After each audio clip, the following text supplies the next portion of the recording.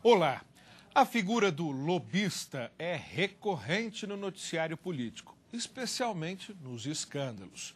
Só não é recorrente na lei. Não existe regulamentação para o lobby no Brasil, ao contrário de outros países. Um projeto que tramita aqui na Câmara pretende criar regras para a atuação desses representantes de empresas, associações e outras entidades que tentam influir no processo legislativo. Para aprofundar nesse tema, o Brasil em Debate recebe agora o deputado César Cunago, do PSDB do Espírito Santo, relator do projeto, e o deputado delegado Protógenes, do PCdoB de São Paulo. Agradeço muito aos dois deputados por terem aceito ao nosso convite. Começo com o deputado César Cunago perguntando: o seu parecer, a sua reflexão até o presente momento é pela regulamentação do lobby? Primeiro, eu queria agradecer o convite, dizer do prazer de ter o Protógenes aqui discutindo, conversando com a gente. O meu parecer do mérito, esse projeto está desde 2007, já passou em todas as comissões do mérito. Eu acho que é importante o Brasil regulamentar essa atividade que trata dos interesses da sociedade, dos mais diversos. Quanto ao mérito, eu sou extremamente favorável, evidentemente, que agora é discutir uma outra questão que nós vamos fazer na comissão, que é a questão da constitucionalidade, no qual eu já pedi a consultoria da Casa, eu pedi inclusive a consultoria do meu partido, do meu gabinete, que nós fizéssemos uma análise à luz da Constituição. Agora, é uma matéria importante, até porque a sociedade precisa distinguir o que é crime, o que é ilícito, do que é uma atividade de representação de interesse de pessoas que vêm aqui fazer o seu trabalho, seja coletivamente por uma entidade da sociedade civil, por uma empresa que também são representantes da sociedade, vem aqui defender os seus pontos de vista, até porque é no poder político da Casa, que é a representação da população, que se define muito das regras e das leis, ou encaminhadas pelo Executivo ou propostas pelos próprios deputados ou senadores. Regulamentar o que o mundo fez, pelo menos boa parte da Europa, mesmo na Ásia, no Japão ou nos Estados Unidos, eu acho que é importante esse debate para a gente poder evoluir nesse parecer. Agora, quanto à constitucionalidade, nós estamos ainda estudando exatamente à luz da Constituição, e o parecer nosso ainda não está pronto. Nós vamos fazer após exatamente esse debate, em que eu chamei entidades que vão tecer comentários, e mesmo deputados e senadores que possam participar, inclusive o senador Marco Maciel, que vai estar na mesa, porque mais de 20 projetos já tramitaram nessa Casa a respeito da regulamentação. Acho que tem um clamor da sociedade, porque com tantas coisas equivocadas, as pessoas às vezes confundem as pessoas que têm transparência, que querem defender os seus pontos de vista e os seus interesses, daqueles que fazem coisas erradas, tem ou não regulamentado a questão do lobby. Pelo menos vai distinguir com transparência aquele que trabalha direito e ilicitamente. Deputado delegado Protógenes, o senhor é favorável ou é contrário à regulamentação do lobby no Brasil? Olha, eu sou favorável a todo instrumento legislativo que venha traduzir a realidade brasileira. Hoje, a instituição do lobby, ou esse ser que ainda não encontrou uma classificação dentro da estrutura do Estado, que é o lobista, tem ali uma estrutura legal que o ampare. Evidentemente que hoje existe lobby não só na estrutura do Poder Executivo, do Legislativo, como também do Judiciário brasileiro, que é onde se tem um peso maior, essas grandes bancas de advocacia hoje, esses grandes nomes da advocacia que outrora representavam os interesses dos seus jurisdicionados, dos seus constituintes, hoje representam muitas vezes interesses escusos, ali aos interesses públicos e os interesses do Estado brasileiro. E para atendermos a essa realidade, a esse novel modelo de atividade profissional, nós temos que mudar a Constituição da República. Então, sob o ponto de vista constitucional, sob o ponto de vista ético, esse projeto, a meu ver, ele não vai prosperar na Comissão de Constituição e Justiça, porque ele é inconstitucional. Teríamos que mudar o artigo 1º da Constituição da República, que trata dos princípios federativos da República, lá no parágrafo único, que o poder de representação dentro da estrutura do Estado é do parlamento, são dos parlamentares. Evidentemente que esses interessados, eles podem vir direto ao parlamento e apresentar suas propostas de interesse aos parlamentares, deputados, senadores, à própria estrutura do Estado, aos ministros, aos secretários, aos diretores, e ter seu pleito ou não resolvido. Não precisa do intermediário, porque o lobista nada mais é, para o povo brasileiro que nos assiste, é o intermediário.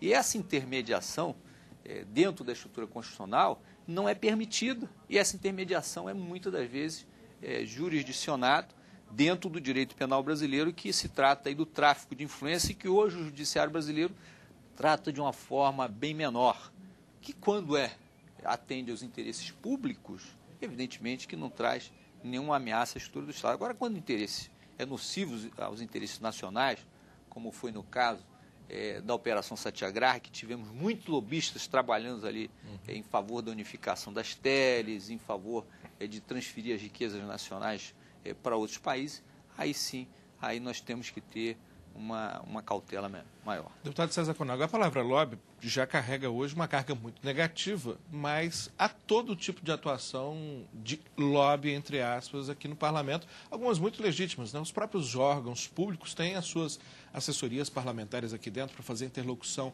entidade a entidade, as associações, os sindicatos. Está faltando, então, uma regulamentação até para devolver a palavra ou a atuação, essa carga que é positiva também de uma interlocução da sociedade ou dos diversos órgãos com o parlamento e do próprio parlamento com o executivo, por exemplo? A grande verdade, nós temos que distinguir aquilo que é muitas vezes utilizado com a palavra lobby, que tem esse tom muitas vezes negativo, daquilo que é crime, que é ilícito, das pessoas que tratam do interesse particular e privado, né, de pessoas que se apropriam de determinadas informações públicas, como ex-ministros, ex-secretários de Estado e autarquias, e fazem esses interesses tramitarem por fora da transparência e daquilo que, à luz da legislação, possa estar presente, possa estar muito claro. Eu acho que é preciso criar esse mecanismo. Os aspectos jurídicos e constitucionais, a consultoria está analisando, e, evidentemente, o protótipo pode dar uma grande contribuição nesse debate, porque ele está em aberto e eu ainda não fechei o raciocínio. Acho que alguns países distinguem muito bem aquela pessoa que vem e representa interesse. Você falou mesmo aqui na casa, nas comissões, atrás tem ali os representantes de ministérios, representantes de partidos políticos, representantes de entidades, sejam sindicais, sejam de associações, sejam de empresas. E quem quer trabalhar sério, muitas vezes quer o quê? Quer ser identificado, quer ter o seu registro, tem que ter o controle do Estado, inclusive do Tribunal de Contas da União, sobre essa atividade, para que ele esteja regulamentado. Se a Constituição permite ou não, que aí é o estágio nosso da nossa CCJ, Comissão de Justiça, talvez não tenha que ser para uma PL, e sim para uma proposta de emenda constitucional. Isso nós vamos ainda avaliar. Agora, do ponto de vista de identificar quem trabalha sério, quem vem aqui representar um interesse legítimo, muitas vezes o interesse daquilo que faz parte do interesse difuso, do interesse público, esse tem que ser identificado e não pode ser confundido com contrabandista, não pode ser confundido com pessoas que estão aqui para armar situações e que essas situações geralmente são armadas em situações, sabe, debaixo do tapete, na escuridão. Eles não querem transparência. Eles querem exatamente manter a situação que aí está. Regulamentar, respondendo a sua resposta, eu acho que ela é importante para a democracia brasileira. Se a Constituição vai permitir ou não, naquele modelo do projeto do Zaratini, tá certo? Que estabelece regulação, registro, prestação de contas, o que gasta, onde foi, nós vamos debater exatamente na CCJ. Eu acho que é o primeiro momento hoje. É preciso dizer que esse projeto é de 2007. O projeto do Maciel é muito no interior e vários outros que tentaram tramitar. E esse não cuida só do legislativo, ele também cuida da representação e do lobby no executivo. Ele não toca no judiciário porque, de certa forma, as bancas de advocacia já fazem muito desse papel, de representar o interesse do cidadão que quer ter determinados acessos ou definições do seu processo no Poder Judiciário. Então, eu acho que é tranquilo. Não podemos fazer nada que prejudique a democracia. Claro. E sim que aperfeiçoe e à luz da Constituição.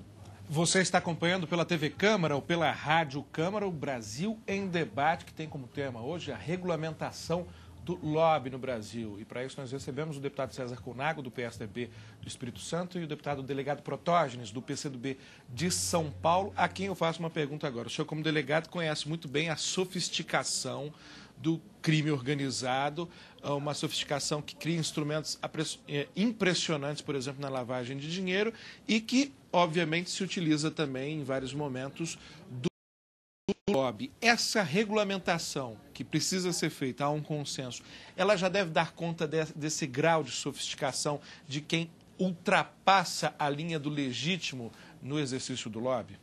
Eu entendo que não. O Brasil vive hoje um momento difícil, né, como sucessivos escândalos na República acontecendo, e esse escândalo acontece em razão dessa nova democracia que tenta se reafirmar no modelo que ainda nós não encontramos, né, de atender ou ora ao interesse público ou ora ao interesse privado. Né? Evidentemente que tem que haver um equilíbrio entre o interesse público e o interesse privado, e muitas das vezes há o desequilíbrio que o Estado fica menor, de uma menor capacidade, o Estado fica funcionando no seu funcionamento mínimo possível de atender às demandas sociais. Então, a atividade do lobby frente ao avanço do crime organizado, frente ao avanço desse crime transnacional, que hoje se apresenta, às vezes, infiltrado na estrutura do Estado, eu acredito que o momento que a República vive não é esse momento. Né? Até porque é aquilo que eu falei já anteriormente, falei para o deputado, né, deputado César Konag, que é um deputado que está dentro da sua avaliação técnica, está buscando um caminho que seja adequado a essa regulamentação, a essa nova realidade, mas que eu entendo que dentro do âmbito constitucional, além do artigo 1º que eu já citei, tem o artigo 37, que fala lá da legalidade, que fala muito da impessoalidade, né, sem falar da transparência. E que essas pessoas, né, esses lobbies, essas empresas, ou uma única pessoa que detém um contato dentro da estrutura do poder do Estado, elas preferem, ao invés da transparência, viver nos subterrâneos da estrutura do Estado, oferecendo vantagens, taxas de sucesso.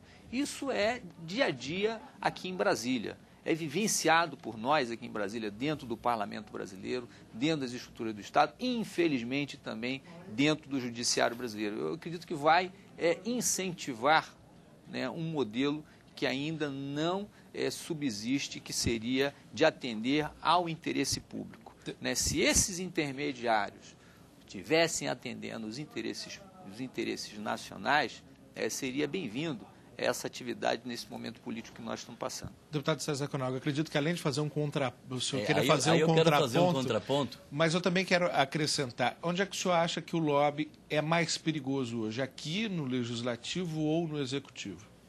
Eu acho que, tentando colocar o pingo nos is, eu acho que o lobby regulamentado, quer dizer, as pessoas que estão fazendo encontro em hotéis, as pessoas que estão fazendo encontro em determinadas situações, elas não querem a transparência, muito menos ter um crachazinho, estar identificado, prestar conta ao Tribunal de Contas, porque a gente quer queira ou que não, o interesse da sociedade, os interesses das empresas, os interesses dos sindicatos, eles estão colocados e são legítimos. Sim. O que nós não podemos ter é o tráfico de influência, é o conflito do interesse entre o público e o privado, que existe, que está aí, e aí vem um pouco a minha avaliação diferente do Protódico, com muito respeito à figura do Protódico, mas que é você regulamentar para que aqueles que representam os seus interesses, evidentemente, digo que a questão da constitucionalidade eu ainda não terminei o nosso estudo. Pode ser que não seja esse projeto, mas regulamentar de quem quer fazer as coisas com transparência e direito, esses interesses sempre existiram, sempre estão aí, e quem quer fazer a coisa errada é que se encontra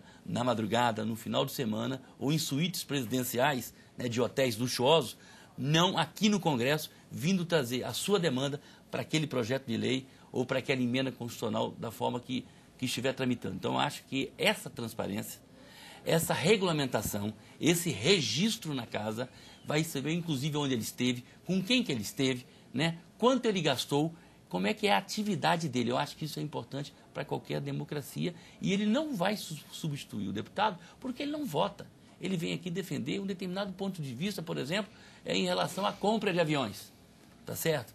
Em relação ao investimento de ciência e tecnologia ou de educação naqueles determinados aspectos. Então, eu acho que ele pode ajudar na democracia, ele pode aperfeiçoar a democracia, e evidentemente que aquilo que é ilegal, que é ilícito, sabe, que é feito por pessoas que não querem fazer à luz do dia, com transparência, continuarão fazendo. Né? Agora, aqueles que querem fazer certo serão identificados. Aquela sombra do homem da mala preta, que ninguém sabe quem é, que ninguém conhece direito, que aparece por aqui e some, essa figura vai ter que ser identificada e ele tem que dizer o que ele veio fazer nessa casa, aqui ou no Executivo. Onde é mais influente depende aí do caráter, evidentemente, daqueles que estão à frente do Legislativo e do Executivo, de quem recebe, que tipo de procedimento está fazendo. Se for um governo sério e comprometido com a população, ele vai receber as pessoas para tratarem do interesse público e dentro do interesse público, o interesse que perpassa toda a sociedade, dentro da sua difusão na sociedade. Deputado delegado Protógenes, uma regulamentação, acredito que o senhor já colocou isso, é sempre muito positiva, mesmo que ela nasça com alguma imperfeição. O que poderia garantir, por exemplo, que mecanismos poderiam garantir uma fiscalização efetiva? Eu pergunto, por exemplo, deveria ser criado um órgão externo para que não ficasse apenas com a Câmara a responsabilidade sobre essa vigília? Olha, eu entendo que a fiscalização e controle é um desafio da administração pública brasileira, né? Nós ainda estamos engatinhando, dando os primeiros passos, temos a CGU, temos o TCU, temos o próprio Congresso Nacional, Câmara dos Deputados e o Senado Federal, que nós ainda não atendemos essa realidade nacional. Existe uma demanda muito forte de desenvolvimento e progresso no país, existem vários interesses convergentes e divergentes para nós equacionarmos e muitas das vezes falta essa infraestrutura de fiscalização e controle que não sei se seria uma solução a criação de mais um órgão ou de dotar os órgãos já existentes, como Câmara, Senado, TCU, né, e CGU, de instrumentos e uma ampliação da sua estrutura de funcionalidade para poder dar conta dos desvios que acontecerão se essa atividade for regulamentada, ainda que por emenda constitucional. Tem vários casos concretos na República dando conta de que uma má formação de uma negociação pode ferir os interesses nacionais. Isso nós vislumbrando em várias concorrências públicas envolvendo as construtoras, em várias concorrências públicas envolvendo empresas nacionais e multinacionais. Eu posso exemplificar o caso que foi a unificação da BR-8 Telemar e Brasil Telecom, em que houve uma pressão muito grande de lobistas junto à presidência da República, junto a ministérios, para que houvesse essa unificação. Só que existia um impedimento legal, que teria que mudar a lei de outorga. Né? Teria que mudar essa lei de outorga que não permitia essa unificação. E naquele momento histórico foi pressionado aos órgãos responsáveis, o Ministério das Comunicações, a Presidência da República, para ver essa modificação da lei de outorga. Até aí está alguma coisa errada? Não. O que está errado é esses grupos se movimentarem para quem pagar a conta seja o povo brasileiro. Não é? Ou seja, a Presidência da República, naquele momento histórico, no ano, salvo engano, de 2009, teve que fazer um aditivo, uma emenda, um dispositivo suplementar ao orçamento da União, aportando 12 milhões de reais no Banco Central para poder financiar o custo dessa unificação. Hoje, 12 bilhões de reais do orçamento da União, que poderia muito bem não privilegiar esses grupos e corporações nacionais e internacionais. Deveria fazer construir casa popular, né? Esse dinheiro deveria destinar a hospitais públicos. Não me recordo de nenhuma força lobista tentando aperfeiçoar, aprimorar o sistema de fiscalização e controle do Estado. Não me recordo de registro histórico nessa República de lobistas e esses grupos de interesse tentando aperfeiçoar o sistema de saúde pública, de educação pública no Brasil, até mesmo o sistema de segurança pública.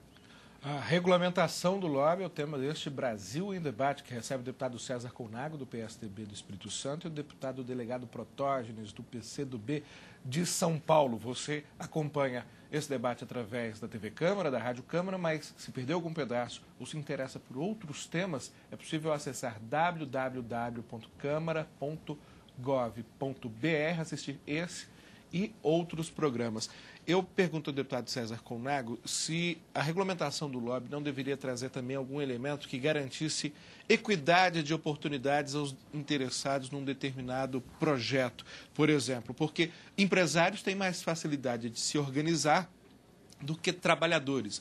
Grandes grupos têm mais facilidade de contratar bons escritórios de lobby do que pequenos grupos econômicos. Não há de se criar então um mecanismo de simetria, como alguns juízes já fazem. Eu só recebo uma parte, recebendo também a outra?